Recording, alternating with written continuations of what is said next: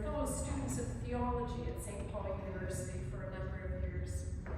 I know she's deeply knowledgeable, deeply spiritual, and when I approached her about preparing a talk for us, she accepted it with eagerness for this opportunity to relate Julian's life and times and experience of God to our own. So please join me in welcoming Dr. Sarah Keeshan.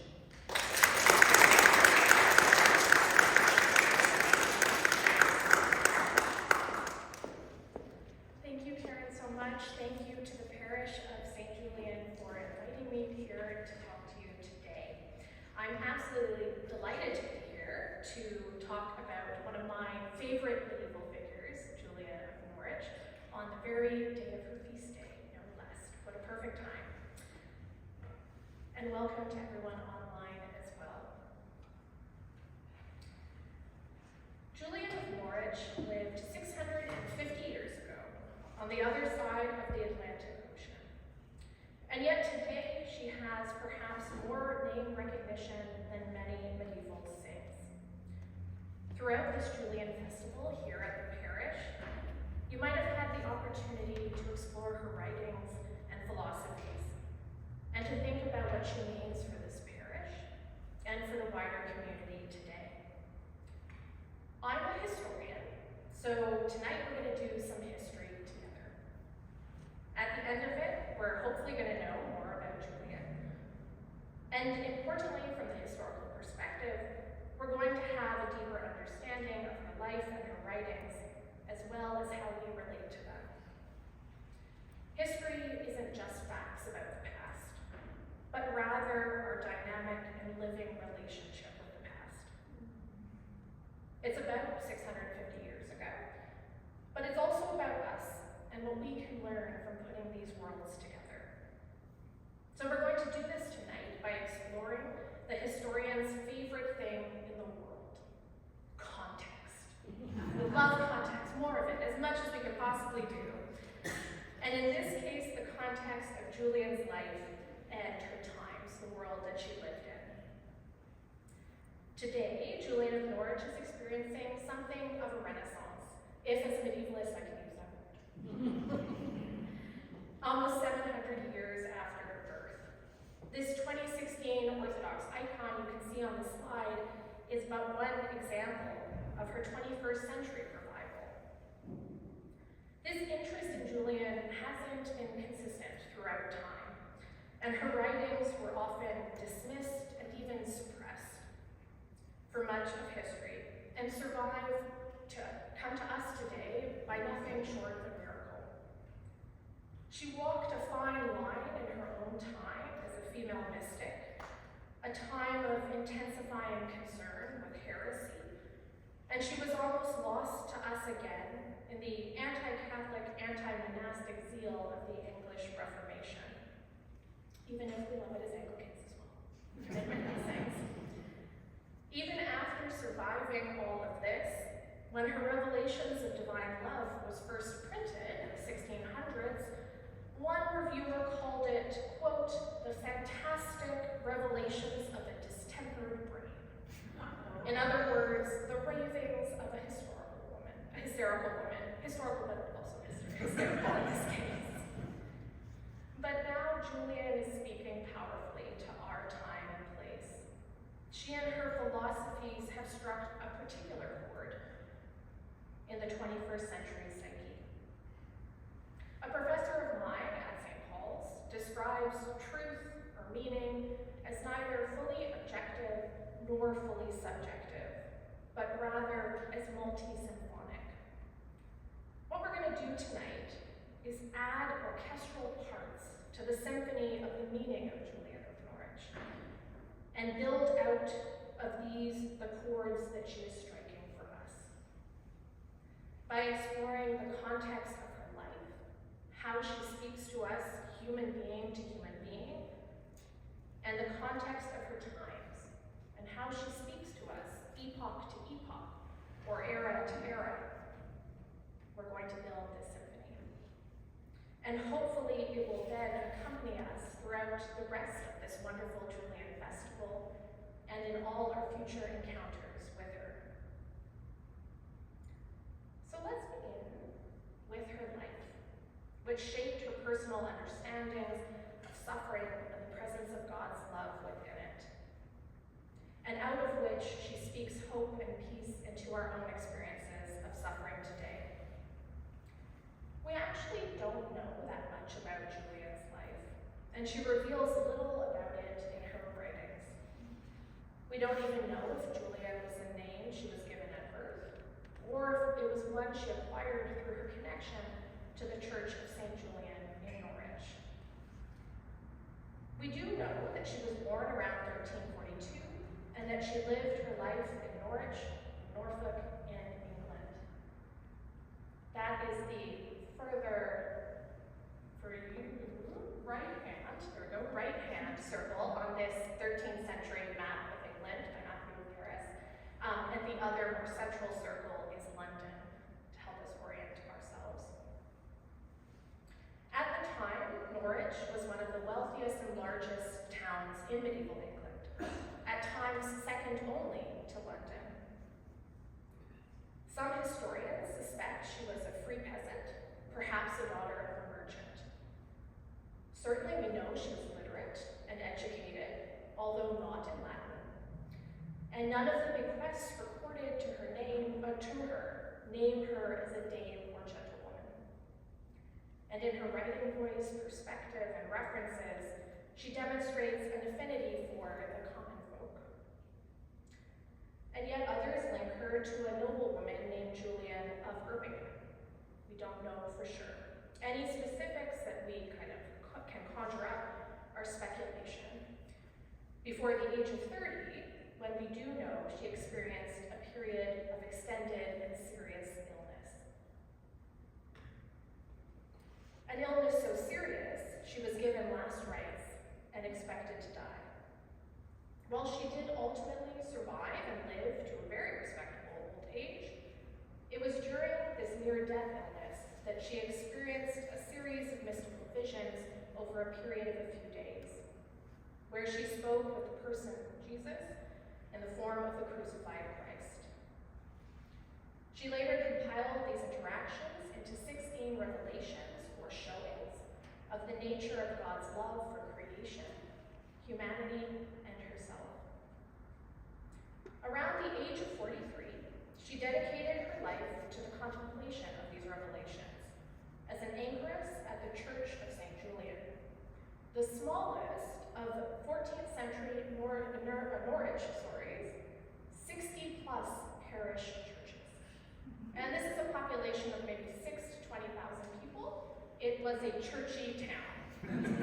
And in this churchy town, she chose the smallest church and attached herself to that parish.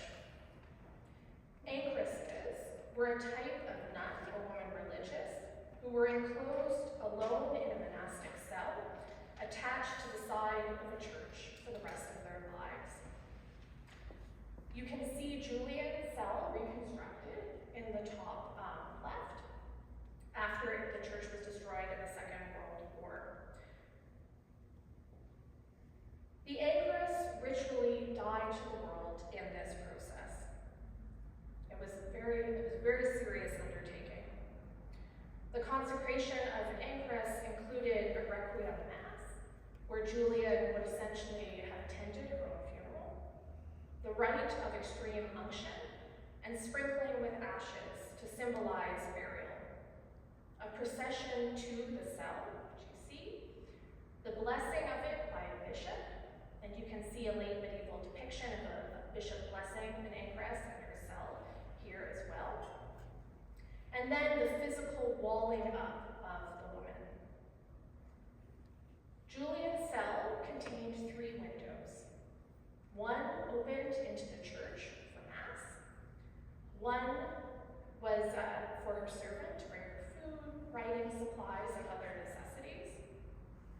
And the third window opened to the outside of the cell, where a little portico was set up for people to come seek her counsel and speak with her. And we know that people did seek Julian out for counsel, including Marjorie Kemp, another famous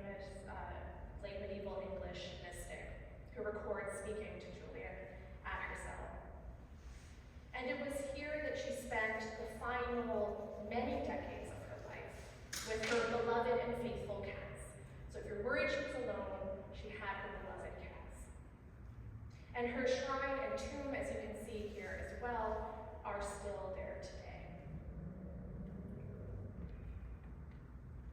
It was here, and over decades of contemplation, that Julian wrote about those 16 showings that she had experienced in what would become the short text of the revelations of divine love and the long text, which fleshed out the shorter text further, with the aid of further reflection. You can see a 1600s, I think 1650 printing of the revelations of divine love on the slide. This dedication to sustained contemplation is perhaps awe-inspiring for some and horrifying for others in our age of sound bites and TikTok reaction videos. But no matter how you feel about it, it is part of the truth of Julian's writings. And as historian Julian of Norwich exhorts us, as she gave time to writing the divine revelations, we must give time to reading it, passage by passage, phrase by phrase, word by word.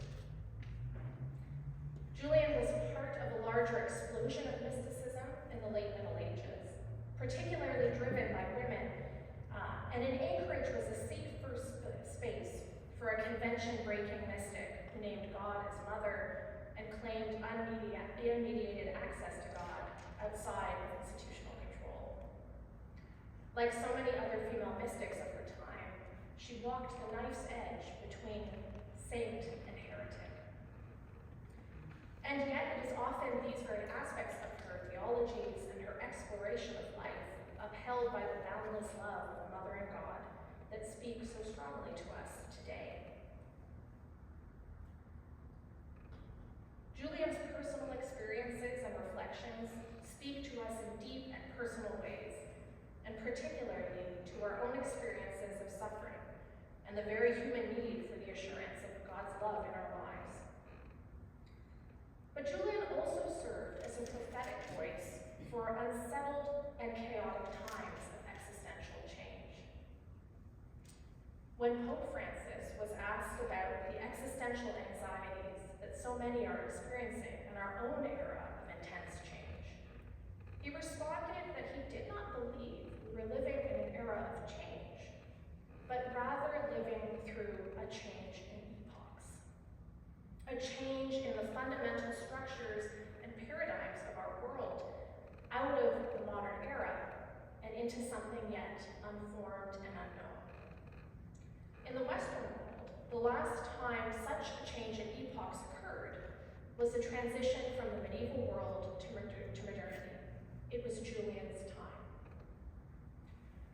Julian was formed by her own experiences living through the ending of the medieval epoch, and her writings both reflect and speak into the anxiety, uncertainty, and disquiet of living through a time when the systems and ways of being that have defined us for so long were no longer working, and in some cases were breaking down.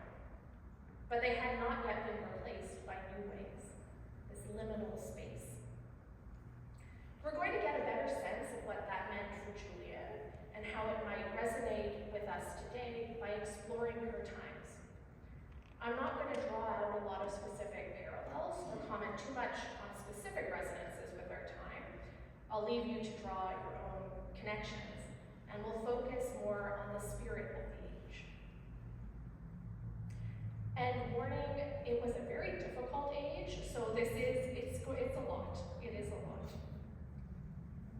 One of the defining issues of Julian's lifetime was the prevalence of environmental disaster. At the beginning of the late Middle Ages, the medieval warm period ended and was followed by another period often called the Little Ice Age. The medieval warm period is also known as the medieval climate optimum, and that gives you a sense for how productive it was for farming, production of all kind. While the changes in climate in the 14th century owed much less to human activity, the repercussions were devastating and sudden. One of the most devastating of these was the Great Famine of 1315 to 1317 that resulted from changing temperatures and rainfall patterns, in particular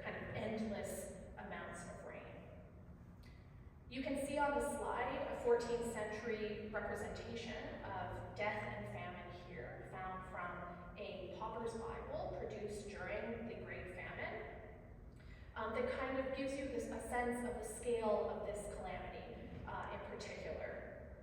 You can see death depicted as a skeleton riding a manticore. His tail leads to the fiery pit of hell, within which famine stands, indicating her hunger. And at the time, this reflected lived experiences of people going through the famine as well, as many people and livestock died of starvation. Even after the most acute phase of famine passed, harvest continued to be volatile and poor for the rest of the century, so sustained periods, as people tried to grapple with how to farm and how to produce food in a completely different environment. Norwich itself, where Julian lived, was not free from extreme weather, and one of its biggest issues were rising sea levels that accompanied this transition in climate as well. And they would often kind of flood the whole region around Norwich. In 1362, during Julian's lifetime, when she would have been about 20, a particularly bad storm caused a 30-foot-tall sea surge driven by 100-kilometer-hour winds to slam into the area, washing away entire villages and killing many. So when we think of how Julian grew up, the environment that she grew up in and how it shaped her, these were her realities. She was living in a time where the world was not working as it had, and human beings were trying to cope with a new relationship with it, with a volatile environment. It only got worse from there, sorry to say, and after decades of famine, food shortages, and poor harvests, the northern medieval world in particular was even more vulnerable when the worst calamity of the late Middle Ages occurred. And that is the plague, later known as the Black Death, at the time known as the Great Pestilence or the Great Mortality. The epidemic struck suddenly and mercilessly across the entirety of the medieval world, reaching Norwich in 1349 when Julian would have been about 7 years old. The average death rate across the medieval world was between 30 and 50%, but in some places it was as high as 75%. In a priory in Ireland, in Kilkenny, for example, only one friar was left alive to bury the others. While waiting to get the plague himself, which he ultimately did, and he died of it, he wrote a haunting record for future generations, writing that he left this record, quote, "If perchance any man survive, and any of the race of Adam escape this pestilence and carry on the work which I have begun."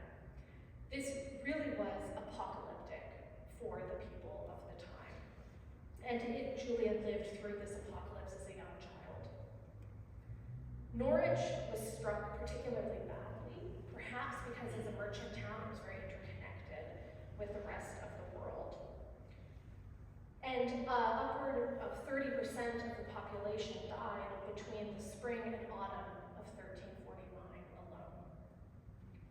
It is hard to understate the impact the Black Death had on the psyche of the medieval world, and how much it would have impacted Julian in her understanding of mortality, human life, fragility, and suffering. To give you a sense of the kind of often the hopelessness, despair, and cynicism that came out of the generations that followed the Black Death, which occurred for several centuries after 1349, but was most acute in those first 50 years. This is an early 15th century fresco, originally painted at the entrance of the hospital in Palermo, Sicily, entitled "The Triumph of Death." So as one of my sisters said, this is like Gen Z content. Okay, I didn't have enough Gen Z people. But if we're getting a sense of the kind of cynicism that this kind of disaster led to often in the culture, this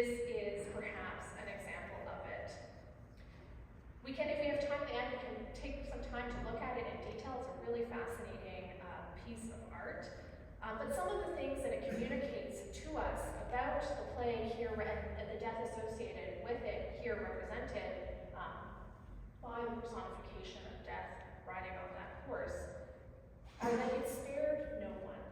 We have depicted here clergy, bishops, peasants, nobility, all struck down.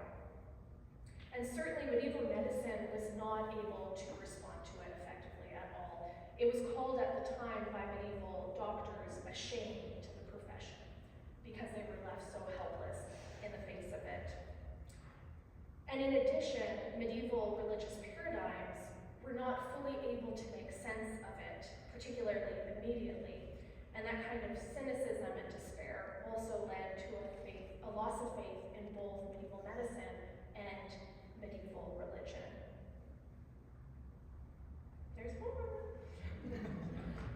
Added on to this, Julian was also living through a period of sustained geopolitical crises as kind of traditional structures of medieval kingdoms began to break down and to be replaced by national kingdoms.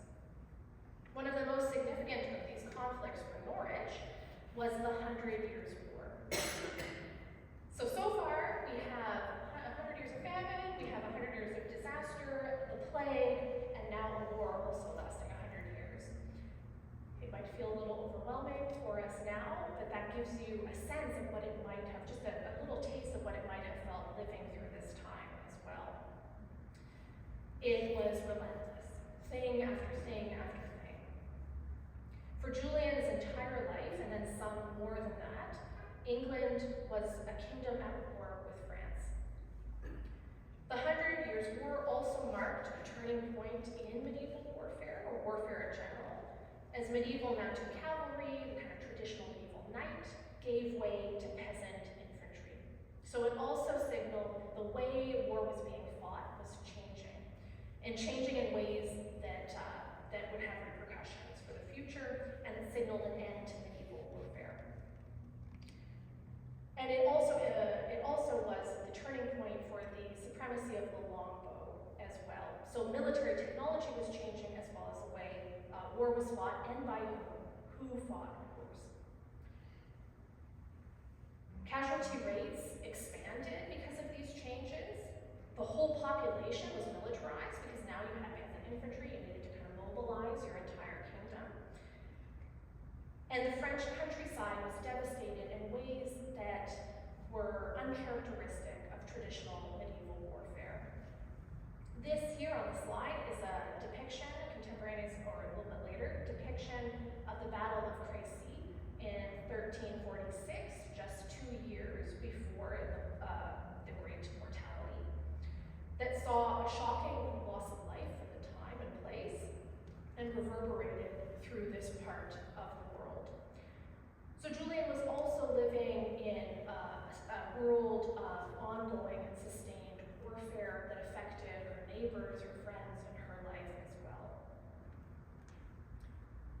And with everyone struggling to feed themselves, starvation, the plague happening, you arm all your peasants for constant warfare, you suppress their wages, because God forbid, and you raise taxes at the same time to pay for said war. So what do you get from that? The peasants are revolting. So added on to this, we also see a series of kind of unprecedented in the medieval world to this point, uprisings of the lower classes. This is a depiction here of the Jacquerie in 1358, which was a particularly bloody and chaotic uprising of the peasants. This is an illustration of the suppression, the also very violent suppression of that revolt. And overall, in these areas, the majority of the population, what they indicate to us, was that the majority of the population was feeling alienated from and disenchanted with the governing economic and political systems. They weren't working for them anymore, they weren't representing them, and the wealthy and powerful were being protected from all of these other disasters, or even benefiting from the other disasters that the peasants were suffering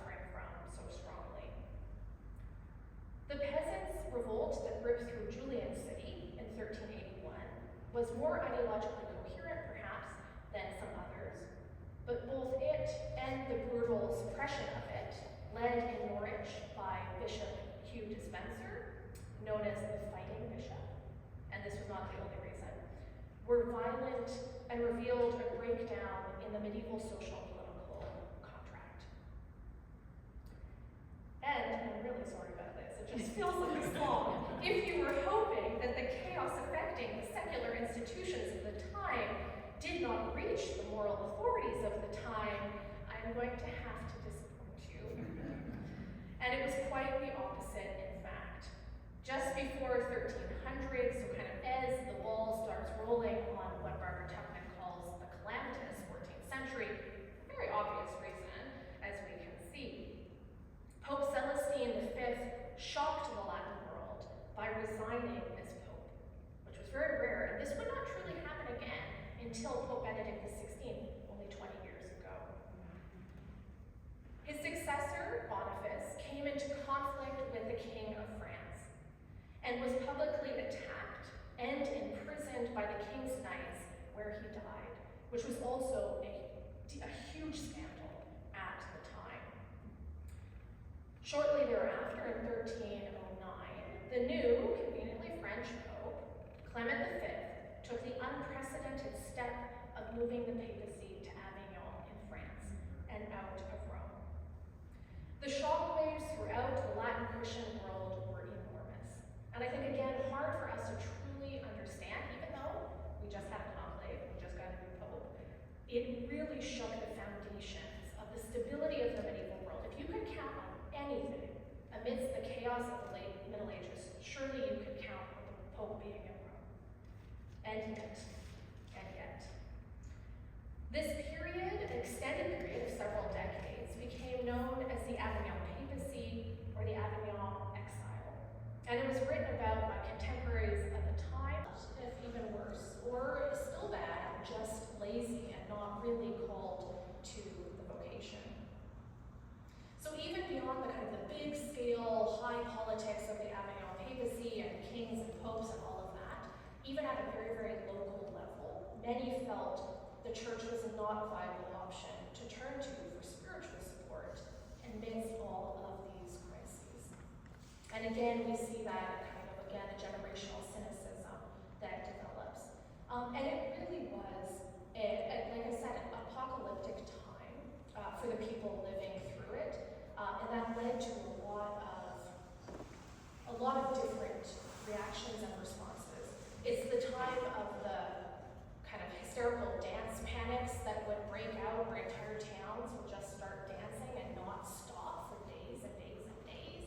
People were losing it, and they had nothing to tether them to the earth and to themselves either. I'm not going to spend a huge amount of time on this. It kind of goes into this idea to further emphasize the church in crisis in ways that were not medieval, or no longer kind of traditional medieval ways. The medieval mechanisms for reform were also no longer working. The church had always had, and has always reformed itself throughout time, but where that reform could kind of again be held within the broader body of the church, it was starting to splinter. And so you had an increased intensity in concern about heretics and heresy. Famously, Jan Hus, the Czech theologian and reformer, was burned at the stake as a heretic. And this kind of violent reaction against heresy and reform became more common as well. And Julian would again have been aware of the tone of the culture and of the world at this point, another point of her life. To finish up her world, very briefly, so Julian was living kind of in the maelstrom of all of that. Shortly after her death, the medieval world was also shaken by massive technological change and revolution. You think gunpowder and things like that, yes, but most significantly in the information revolution that followed the development of the printing press in the 1450s. Suddenly, how people acquired, shared, and spread information changed dramatically. The information they had access to, what they could do with it. Kids those days had no attention spans anymore. They were wasting all of their time reading pamphlets and looking at woodcuts, if you can believe it, and spreading their wild and crazy post-plague ideas. It was